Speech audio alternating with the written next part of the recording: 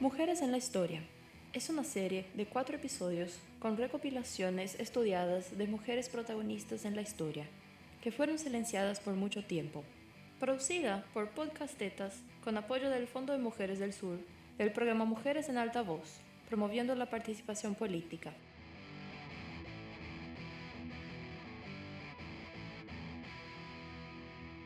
Hola, soy Ana Carolina y hoy continuaré narrando sobre la historia del feminismo en Paraguay, parte 2. Analizamos los estudios históricos, tanto contemporáneos como de generaciones pasadas, y para explicar las bases de los comportamientos sociales actuales, hacemos un recopilado de los hechos históricos paraguayos, por contar con la mayor historia de genocidio, por ejemplo, pasando por la época de la colonización, mestización, dictadura de Dr. Francia, guerra contra la Triple Alianza y del Chaco, y dictadura de Alfredo Stroessner. Llegamos al presente, y después de tanta lucha de las mujeres paraguayas por tantos años, nos preguntamos, ¿qué ha cambiado? ¿Cómo es la vida de la mujer actual en Paraguay? María Felicidad González nació en Paraguarí en 1884. Fue una reconocida educadora normalista y participó de la creación del movimiento feminista paraguayo, trabajando por la propuesta de ley de igualdad de derechos presentada por el entonces diputado Telémaco Silvera. Fue una de las docentes educadas en la Escuela Normal Maestras dirigidas por Celsa y Adela Sperati. Estudió profesorado en Paraná, Argentina, y en 1908 regresó a Paraguay. Profundamente interesada en la educación de las mujeres, María Felicidad consideraba esencial que sus alumnas pudieran contar con instalaciones y herramientas adecuadas para estudiar. Fundó el Consejo de Mujeres con el objetivo de comenzar a incentivar la participación de las mujeres en el ámbito público. Perteneció al grupo de pioneras del feminismo paraguayo junto con referentes como Serafina Dávalos y Virginia Corbalán. Participó de la fundación del Centro Femenino Paraguayo en 1921 y representó a Paraguay en la Conferencia de Mujeres en Baltimore en 1922 y en la Conferencia Panamericana de Montevideo en 1933. Durante los años de la Guerra del Chaco, trabajó activamente en la Cruz Roja y en hospitales de sangre. En 1949 fue declarada Mujer Destacada en el Paraguay. Falleció el 7 de octubre de 1980. Virginia Corbalán Casco nació en Asunción hacia 1898. Realizó sus estudios en el Colegio Nacional de la capital, donde obtuvo su título de maestra normal. Fue la única mujer graduada entre los 40 bachilleres del año 1918. Escritora y feminista, se graduó de doctora en Derecho y Ciencias Sociales en 1923 con su tesis Feminismo, la causa de la mujer en Paraguay, en la cual aborda la condición de la mujer y el derecho al sufragio, y propone que se otorgue a las mujeres todos los derechos políticos que el hombre goza. También relacionó el feminismo con la causa obrera. Hablaba 5 idiomas: español, guaraní, francés, alemán e inglés. En 1920 fue cofundadora del Centro Feminista Paraguayo y, en conjunto con Serafina Dávalos, participó como asesora de la Unión Femenina del Paraguay, relacionada con el Consejo Nacional de las Mujeres del Uruguay. Desde estos espacios buscaban promover la organización de las mujeres en función de la lucha por sus derechos. Desde el Centro Feminista Paraguayo, Virginia, Serafina y sus compañeras escribían, se organizaban, denunciaban, reclamaban y proponían derechos y su cumplimiento. También conformaron un cuerpo de ideas para el Congreso Internacional de la Alianza para el Sufragio Femenino, que se realizaría en España para mantener la lucha por los derechos de las mujeres. Así también el centro envió una representante a la ciudad de Baltimore, donde se realizaba el Congreso de Mujeres. Uno de sus proyectos era lograr la igualdad entre mujeres y hombres y al respecto. Nos legó un concepto de feminismo ya en el primer capítulo de su tesis, donde habla de la doctrina y movimiento, similitudes al pensamiento feminista actual, como un pensamiento teórico crítico al sistema capitalista y patriarcal. Falleció en el año 1962. María Josefina Teodora Pla Guerra Galvani, más conocida como Josefina Pla, fue una poeta y dramaturga paraguaya de origen española. Escribió poesía, cuento, novela y ensayo. tuvo una gran influencia sobre las futuras generaciones de intelectuales de Paraguay. A lo largo de su vida, recibió numerosos premios y distinciones por su labor literaria, por su defensa de los derechos humanos y por la igualdad entre hombres y mujeres. Ella fue la primera mujer jefa de redacción de un periódico de gran circulación llamado Por la Mujer.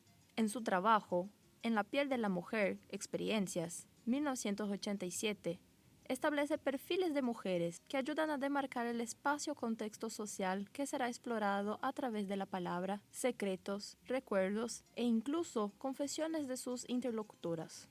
Tenemos ahí al perfil de la campesina, la maestra, la prostituta, la vendedora de yuyos, dentro de esta suerte tipología del ser mujer en Paraguay, en el cual afloran los más diversos temas todavía de actualidad, como el criadazgo, la migración, el matrimonio forzado, la soltería y su precio social, soledad en la jefatura del hogar y un sinfín de estrategias, tanto emocionales como prácticas, para la sobrevivencia íntegra, hasta donde la sociedad lo permite, que son los análisis de discursos periodísticos y construcciones de la verdad pública.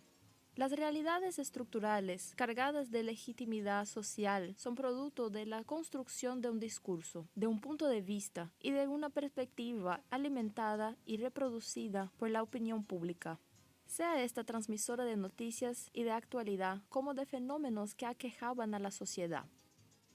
Branislava Susnik nació en 1920 en Mondevo, entonces Yugoslavia, hoy Eslovenia. Huyó de la dictadura yugoslava. Estudió historia, arqueología y lingüística, y abrazó intelectualmente la causa de los pueblos indígenas. Llegó a Paraguay en 1951, invitada por el médico y científico Andrés Barbero, figura clave de la filantropía y la ciencia nacional. Se naturalizó paraguaya y es considerada una de las máximas figuras de la antropología en nuestro país. Su disciplina le ayudó a imponerse al trabajo sin descanso, por lo que tiene decenas de libros y artículos científicos publicados. Sus valiosos trabajos permitieron conocer a fondo la realidad y la cultura de los pueblos originarios de Paraguay. Fundadora de la historia social paraguaya, pionera en estudios científicos de los pueblos indígenas y gran trabajadora intelectual, Branca, como la conocían sus colegas y amigos, revolucionó las ciencias sociales y humanidades de Paraguay en la segunda mitad del siglo XX. En el libro The Paraguay Reader, History, Culture, Politics, ambos estudios aseguran que los estudios de Susnik disipan el mito del encuentro pacífico y la coexistencia de las dos culturas, y argumentan que si bien el beneficio mutuo podría haber caracterizado las relaciones iniciales, este estado de cosas fue rápidamente reemplazado por la destrucción del guaraní a través del mestizaje, violencia, represión y persecución. Fue la primera investigadora en ganar el Premio Nacional de Ciencias de Paraguay en 1992. Murió en Asunción en 1996. Luego de su partida, el gobierno paraguayo la condecoró con el Orden Nacional del Mérito, en el grado de Gran Oficial. Mercedes Sandoval nació en Asunción el 8 de febrero de 1919. Fue abogada y jurista, especializada en derecho laboral, civil, de la familia, de la mujer y de menores. Además de una destacada luchadora feminista y una de las impulsoras del sufragio femenino. Se entregó totalmente a la lucha por los derechos civiles de las mujeres.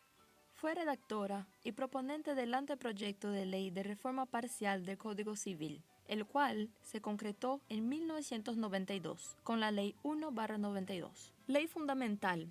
Legisla sobre la igualdad civil de la mujer casada, la patria potestad compartida de los hijos, la administración conjunta de los bienes conyugales, el reconocimiento del concubinato, entre otros logros significativos para las mujeres.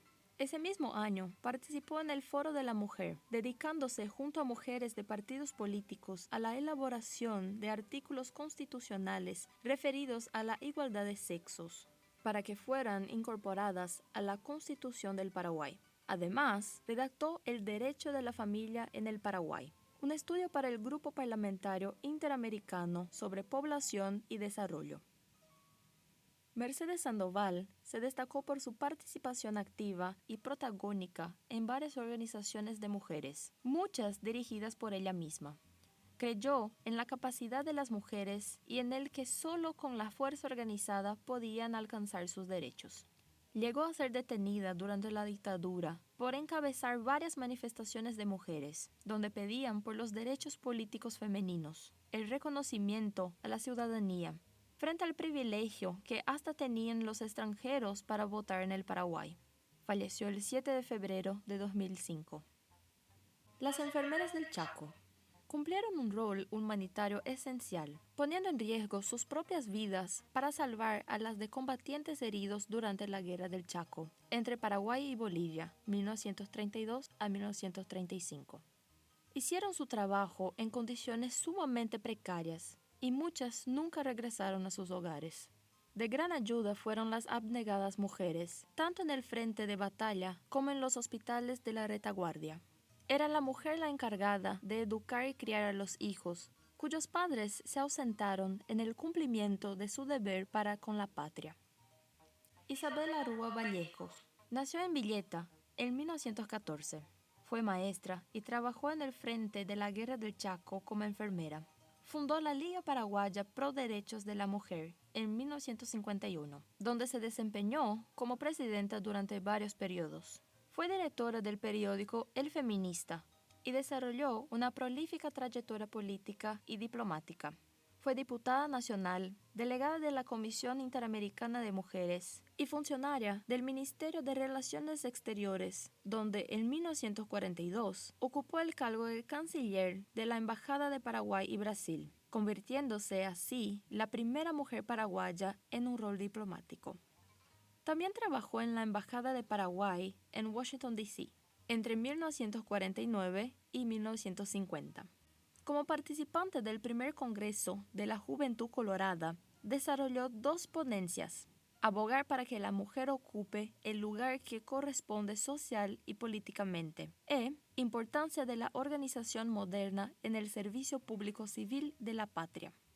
Durante la dictadura estronista, fue una de las mujeres que continuó participando de importantes acciones en el marco de la construcción ciudadana de las mujeres. Falleció en Asunción en 2006. Vicenta Eliodora Galeano nació en 1904 en la ciudad de Pilar, departamento de Ñembocu. Durante la Guerra del Chaco, fue elegida como presidenta de la Comisión Pro Defensa Nacional de su localidad. En esta comisión la acompañaba otras mujeres como María Alvera, María de los Ríos Duré, Blasia Garcete Garay, Ramona de Fontana, Hermelinda Ross y Wilcarisma de Ábalos. Esta comisión tenía como objetivos recolectar fondos para enviar a la Comisión Central y equipar el Hospital de Pilar para la llegada de los evacuados del frente. Además, Eliodora organizó un grupo de enfermeras encargadas de apoyar a los médicos en las curaciones, limpieza y preparación de alimentos para los heridos. Doña Eliodora Galeano ha sido reconocida por sus múltiples acciones por la comunidad de Pilar, donde existe una calle que lleva su nombre, y fue reconocida por la Universidad Nacional de Pilar como una pilarense ilustre. Falleció el 23 de abril de 1997. Mujeres durante la dictadura de Alfredo Stroessner. El 4 de mayo de 1954, un golpe militar en Paraguay, liderado por quien en ese momento fungía como comandante en jefe de las Fuerzas Armadas, Alfredo Stroessner, dio inicio a una de las dictaduras militares más represivas y sangrientas de América Latina. Carmen Casco de Lara Castro, apodada cariñosamente como Ña Coca, nació en Concepción en 1918. Fue una de las más grandes luchadoras a favor de los derechos humanos durante la dictadura estronista. Creadora de la Asociación Cultural de Amparo a la Mujer en el año de 1962 y fundadora de la Comisión Paraguaya de los Derechos Humanos en 1967. Soportó persecuciones, pero nunca se doblegó. Fue diputada entre 1967 y 1977, encabezando uno de los frentes de resistencia ante el régimen estronista. Su vínculo de estímulo político para mujeres quedó marcado cuando en 1975 presentó ante la Cámara el proyecto de ley para la conmemoración del Día de la Mujer Paraguaya. Trabajando de cerca con las historiadoras de la Academia Paraguaya de la Historia, Aunque la propuesta estaba enmarcada en la celebración de la entrega de joyas de 1867, Doña Coca resaltó la participación pública de las mujeres en las asambleas populares y el pedido del reconocimiento como co-ciudadanas, que se instaló en Asunción aquel febrero, en plena guerra contra la Triple Alianza.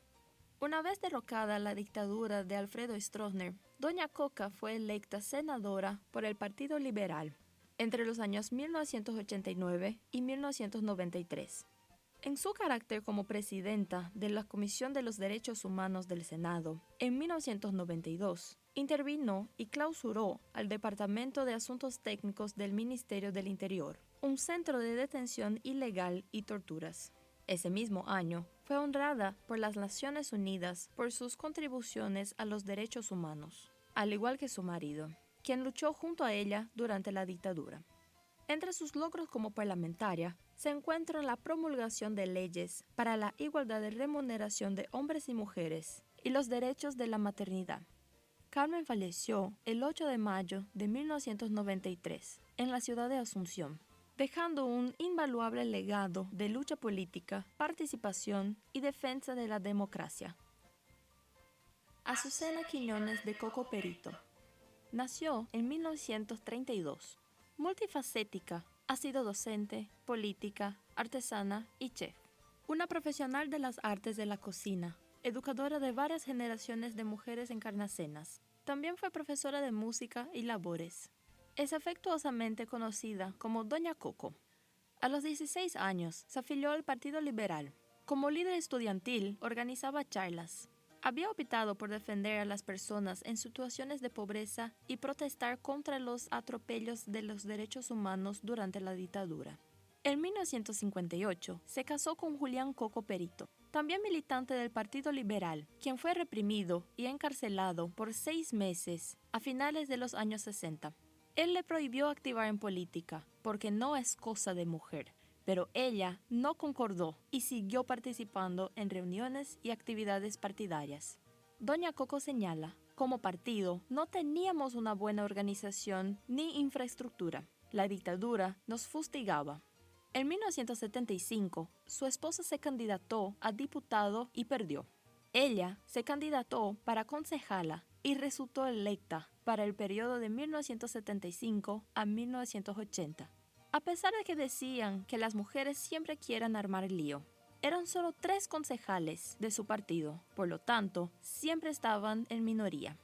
Por su activa militancia en el Partido Liberal, tenía amistad y permanente comunicación con doña Carmen de Lara Castro. Seguía muy de cerca su lucha por los derechos humanos de las mujeres y de la Asociación Cultural de Amparo a las Mujeres. Asimismo, doña Azucena siguió todo el proceso que se generó en los años 90 a favor de los derechos humanos y en especial de las mujeres. Doña Coco señala que, a pesar de los avances, falta fortalecer los derechos de las mujeres, las cuales están muy indefensas. Expresa que es necesario frenar la violencia contra ellas y dar castigo ejemplar a los abusadores de niñas y terminar con las chicanas a jueces y responsables de justicia. Cuestiona la mediocridad de la educación, pues la universidad larga profesores sin formación y licenciados silenciados. Señala que falta cultivar el conocimiento a profundidad para contar con elementos críticos. En su casa posee un capital cultural, una biblioteca con ejemplares de literatura e historia.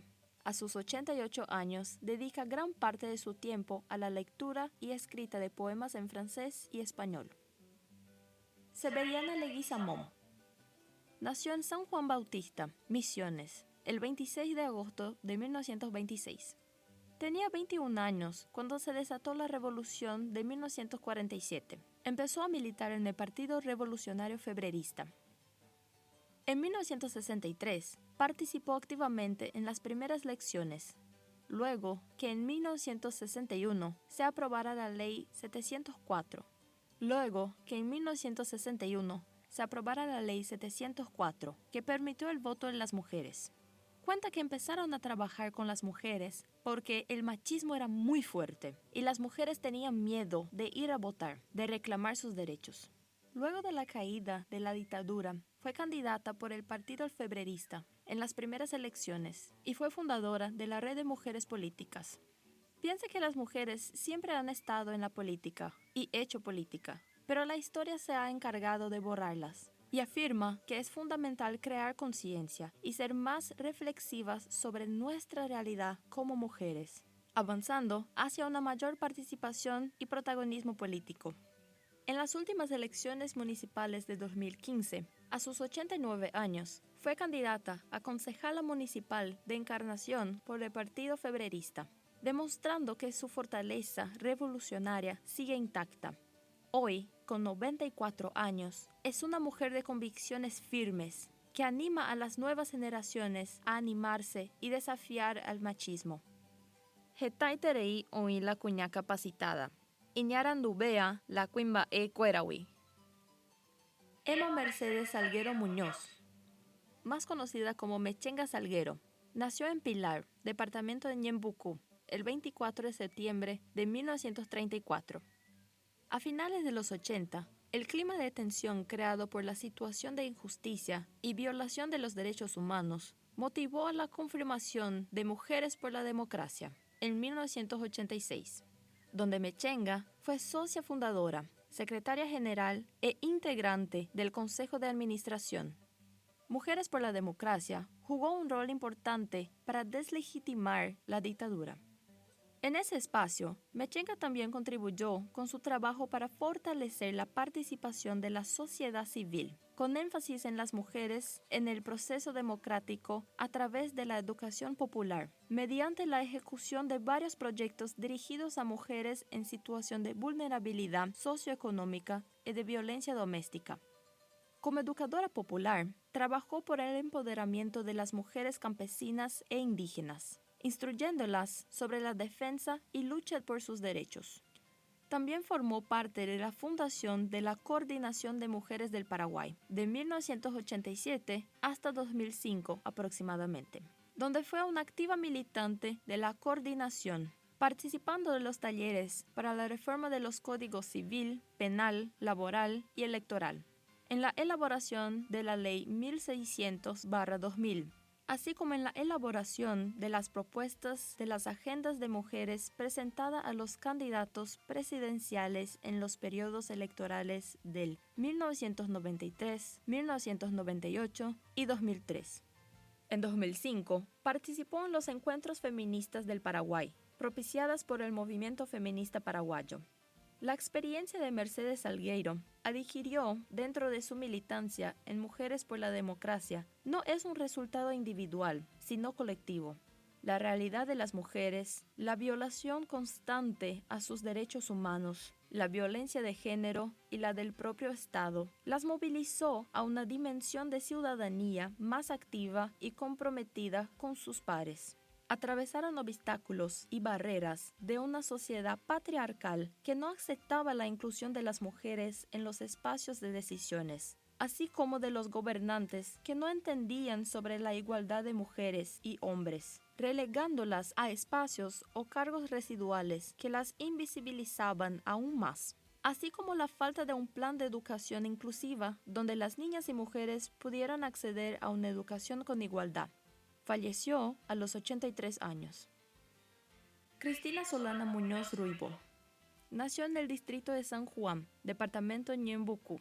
Se graduó en Economía en la Universidad Nacional de Asunción, siendo dirigente gremial en la universidad y en el Centro Ignacio Panem, donde inició su activa vida política.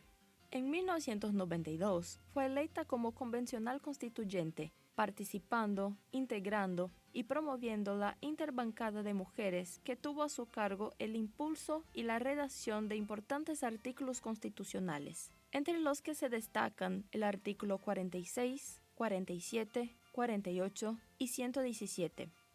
En 1994 fue una de las promotoras de la creación de la Secretaría de la Mujer y designada como primera ministra de la Mujer.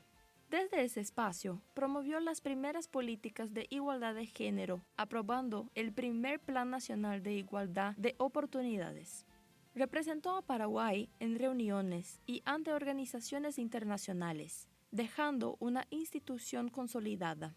En su trayectoria política, Cristina Muñoz también fue electa como senadora nacional por la Asociación Nacional Republicana, periodo de 1998 a 2003, participando de importantes comisiones. Margarita Mwangi, de esclava a lideresa. Nació en 1962 en la selva subtropical del departamento de Canindeyú, en la comunidad Chupapou. Margarita pertenece al pueblo Aché, cuyas tierras ancestrales se encuentran en el departamento de Amambay y Canindeyú. Tenía solamente 4 años de edad cuando fue secuestrada por cazadores y fue vendida varias veces como criada a diversas familias de hacendados. Vivió un tiempo con la gente que le secuestró antes de ser vendida por solo 5.000 guaraníes. Finalmente, fue a parar con una familia de ganaderos. Lo mejor que le pudo haber ocurrido en este periodo tan infeliz fue asistir a una escuela donde aprendió a leer, escribir y a hablar español. A los 20 años, logró escapar definitivamente de su destino de esclava y recuperó su libertad para comenzar a buscar a su pueblo. Después de 2 años de búsqueda, pudo hallar a su gente en su comunidad. A los 30 años, se convirtió en la primera mujer cacique de la comunidad. Desde entonces, sigue su lucha por la recuperación de las tierras ancestrales. En 2008, en el gobierno de Fernando Lugo, fue nombrada ministra del Instituto Nacional de Asuntos Indígenas, INDI, convirtiéndose en la primera mujer indígena en lograr un cargo público de rango ministerial en la historia del país. Su designación fue un gran paso para la reivindicación de los pueblos indígenas, de recuperar sus derechos sobre sus tierras ancestrales y la dignidad. Como jefa del INDI, siempre buscó el consenso, ya que algunos líderes no estaban de acuerdo en que una mujer lo dirigiese. Luchó por la recuperación de la dignidad de su pueblo y demostró a todos los dirigentes indígenas que solamente unidos y con convicciones podrían lograr lo que sus antepasados siempre quisieron: recuperar sus tierras ancestrales y proteger los bosques. Durante su gestión, convirtió al INDI en la llave del acceso a la educación de las comunidades. Consiguió apoyos y becas para que los jóvenes puedan llegar a la universidad y tener más oportunidades. Elba Eraje Duarte es una gran luchadora por los derechos de su comunidad y una referente de las mujeres indígenas de nuestro país. Escritora y lideresa aba guaraní y también maestra. De hecho, ella es la primera mujer indígena escritora y poeta de la etnia aba guaraní en integrar la Sociedad de Escritores del Paraguay. Ingresó en el 2017 gracias a su poemario Ñe'e Ubatu Ñe'e, a su libro Historias Sagradas del Pueblo Aba Guaraní. Lideresa absoluta, se inició en la docencia en 1998. Ejerció por varios años en 2 escuelas de las localidades aba guaraní del Río Verde y Fortuna, en Curuguatú. Con visión enfocada en ayudar a su pueblo, estudió trabajo social en la Universidad Nacional de Asunción y también educación para el desarrollo en la Universidad Nacional de Pilar. Asimismo, hizo el curso de Diplomado de Educación Intercultural de la Universidad Católica de Asunción. Una vez creada la Dirección General de Educación Escolar Indígena, asumió la jefatura del Departamento de Gestión y Comunicación Institucional desde 2008. También es una de las traductoras oficiales y elaboradora de los materiales educativos indígenas en la lengua aba guaraní y español para primer y segundo ciclo. A partir de todos os estudos e dados apresentados nessa série, Mulheres na História, desde o primeiro episódio, podemos entender um pouco mais sobre a luta feminista em todo o mundo. Podemos entender qual a importância do movimento feminista e das mulheres, não somente para as mulheres, mas para todas as pessoas, independente de qualquer rótulo que nos seja imposto. A importância do feminismo para qualquer cidadão, que, assim como nós, está cansado de ver tanta injustiça e violência todos os dias. Para todas que acreditam que nossa sociedade pode ser mais justa, onde todos os cidadãos usufruam de seus direitos sem desigualdade, sem violência de gênero, sem crimes de ódio, sem diferenças de classe. Uma sociedade onde todos tenham direito para estudar, trabalhar, andar livremente e sermos simplesmente quem somos. Um mundo onde todas tenham voz e que nenhuma seja calada. Estas foram apenas algumas das mulheres que mudaram a história e contribuíram para que o mundo seja um lugar melhor. Porém, há muitas outras que foram caladas, que não puderam ver o quanto fizeram a diferença, pois foram silenciadas da pior forma, por lutarem por aquilo que acreditavam ser justo e certo. Aquelas que ninguém contou seus nomes, pois permaneceram no anonimato. Outras que não foram citadas pelo curto tempo que temos para contar tantas coisas e histórias, pois nada disso se ensina nas escolas e ninguém fala sobre isso. Mas agora podemos fazer, com a ajuda das redes de comunicação, difundindo informação de qualidade para mostrar toda a verdade que foi ocultada. Tudo isso para mostrar que agora chegou a nossa hora. Não nos calemos mais. Devemos lutar por aquilo que é justo, não somente para mim, mas para todas, e continuar o trajeto traçado por elas, pois ainda há muito a se mudar.